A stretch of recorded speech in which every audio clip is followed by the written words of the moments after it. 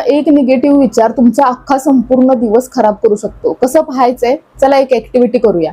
दोन्ही हात घ्यायचे, रब करायचे दोन्ही एकमेकांवरती 30 सेकंद रब करायचे आहेत. हात आपल्या तोंडाच्या समोर घ्यायचे. आपण जे बोललेलं व्हायब्रेशन्स हाताला जाणवले पाहिजेत, म्हणजे तुमच्या तोंडातून निघणारी हवा हातापर्यंत पोहोचली पाहिजे.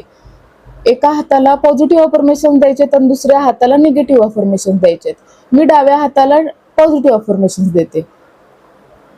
थँक्यू, तू माझ्या आयुष्यात आहेस आणि तुझं माझ्या आयुष्यात असल्यामुळे मी खूप लकी आहे. I love you. आता मी उजव्या हाताला निगेटिव्ह अफर्मेशन्स देते. तुझा माझ्या आयुष्यात काही सुद्धा उपयोग नाहीये. तू बिनकामाचा आहेस. तू फेल गेलेला आहेस. I hate you. आता पुन्हा दोन्ही हात एक समान घ्यायचे आहेत आणि हातावरती रब करायचे छान. हात असे ठेवायचे पुन्हा आणि डोळे बंद करायचे आणि हात हळूहळू उचलायचा प्रयत्न करायचे.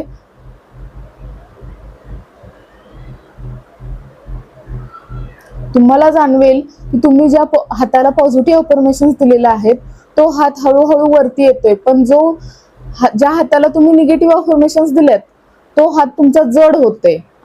याचाच अर्थ तुम्ही बोललेले प्रत्येक शब्द, तुमचा प्रत्येक विचार हा तुमचा ऑरा कॅरी करतं. तुम्ही पॉझिटिव्ह बोललात तर पॉझिटिव्ह कॅरी करणार, निगेटिव्ह बोललात तर निगेटिव्ह कॅरी करणार.